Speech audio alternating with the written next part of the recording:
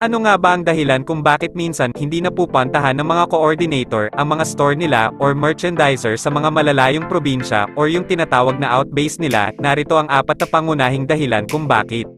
Number 1, approval. Kailangan muna ng approval ng mga boss natin kung tayo ba ay papayagan na mag-visit sa province na hina-handle natin. Syempre dapat may valid reason tayo at mga plano kung bakit tayo pupunta doon. Baka kasi mamaya wala naman masyadong issue bakit kailangan mo pumunta doon at ang isipin lang sa'yo ay baka gusto mo lang maggala or mag-enjoy tapos kasama mo lang ang jowa mo. Charot lang.